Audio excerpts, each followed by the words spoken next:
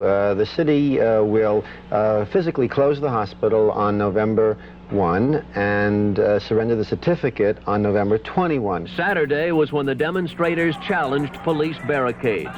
The group was protesting the city's closing of Sydenham and the plan to reduce its role to that of just a drug and alcohol treatment center. Throughout the 11 days, this was the only incident of violence.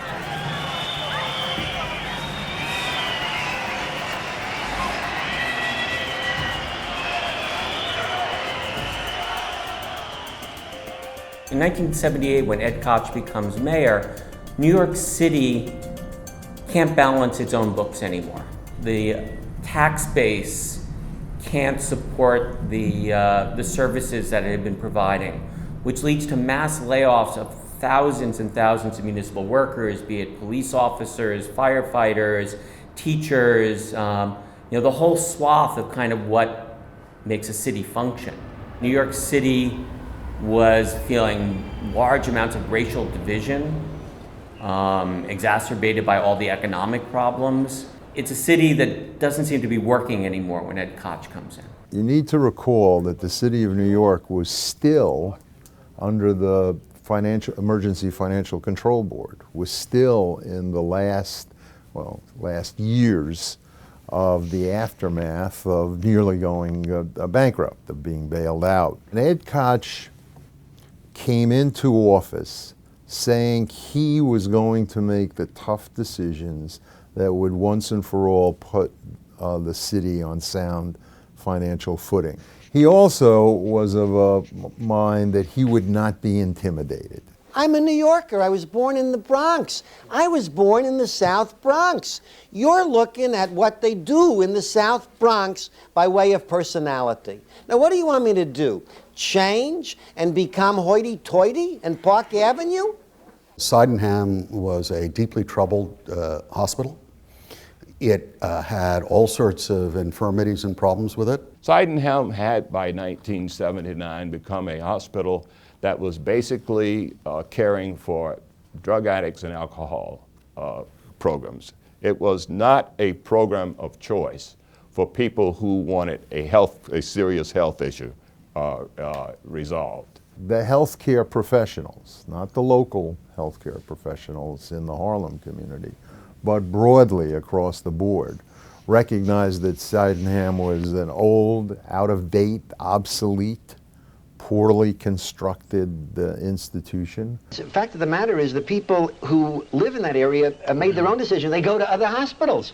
It has 119 beds, and its use is at maximum about 90, and it generally is at 70, and people don't use it, and therefore we have a deficit there of $9 million a year. What the mayor didn't understand, or his senior staff didn't understand, because of a history of discrimination against black doctors, they couldn't get admitting privileges to any of the major hospitals in the city of New York. So what that means for a black doctor, you'd have to tell your patient to go to X hospital, but you couldn't visit and prescribe. You were sort of cut off. I remember by the time that I was in medical school in the late 40s, I remember beginning to hear that things were changing at Sydenham Hospital. And in a few years later, by the late 40s, Sydenham accepted black doctors to have appointments there, could bring their patients there. And for a while, Sydenham was the only hospital in New York City that had a sizable number of black doctors on its staff.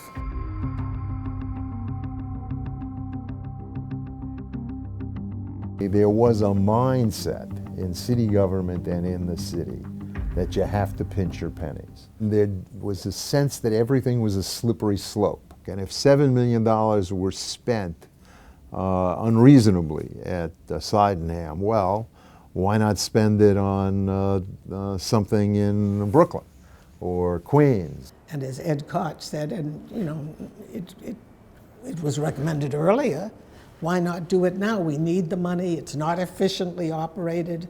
There are other places that have a higher occupancy rate.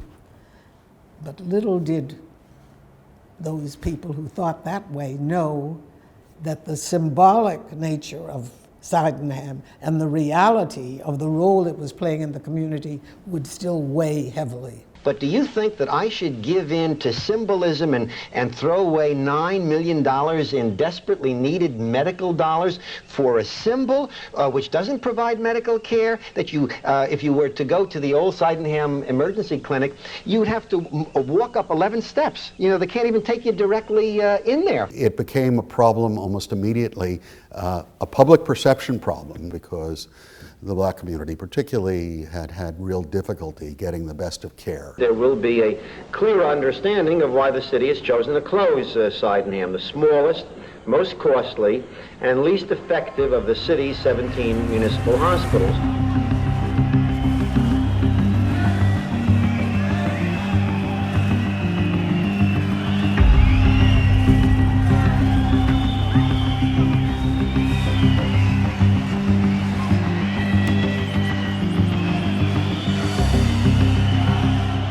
I was brought in because it became more and more adversarial. There were demonstrations, the black leadership there were charges of this was race-based. I believe that racism is a cancer. I believe that there are whites who are racist and there are blacks who are racist. If the cancer is more metaphysical or it is in the minds of people, and that's what racism is, you have to denounce it. I am denouncing it, and I will never stop denouncing it. If we're going to remove something for the community, in a community where there is already disparate access to care, we need to show that we are putting something in to address the deficit that is going to be enlarged.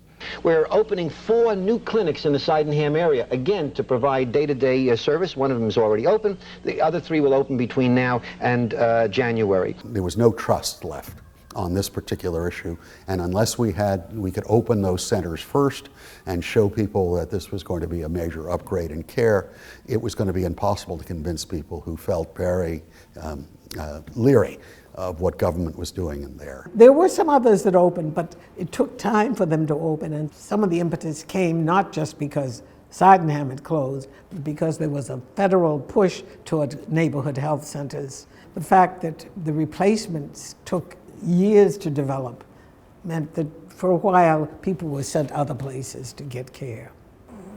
Mayor Koch, I don't think he was the person who had the broadest and deepest understanding of what it is to struggle as a black person. I think he had a little in terms of his involvement in civil rights. There was some there, but I think that was not as deep as it might have been.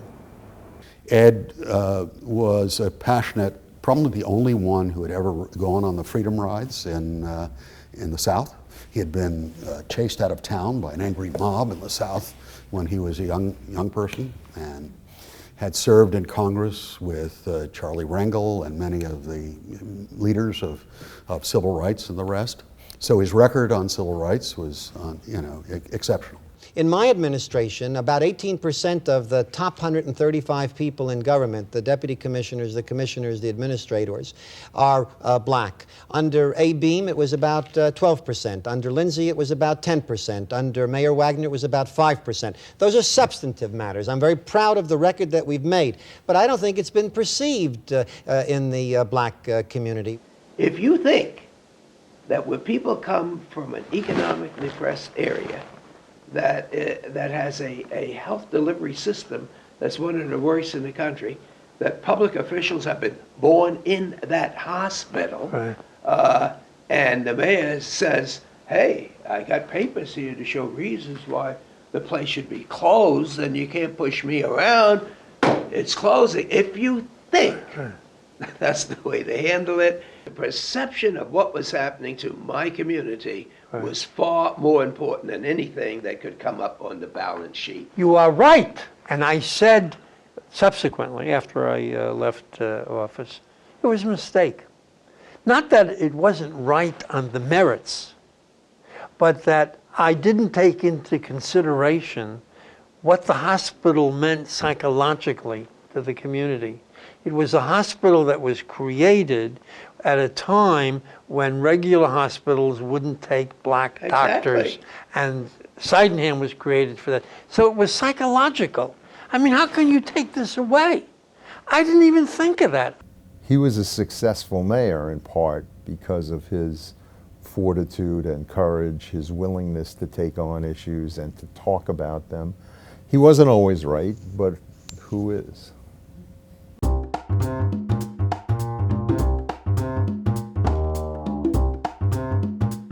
It's a team effort, so a lot of people we were all relying on each other, and it taught me a lot about working in a small group and having advisors like Dr. Lieberman and Dr. Koch and Dr. Chafee.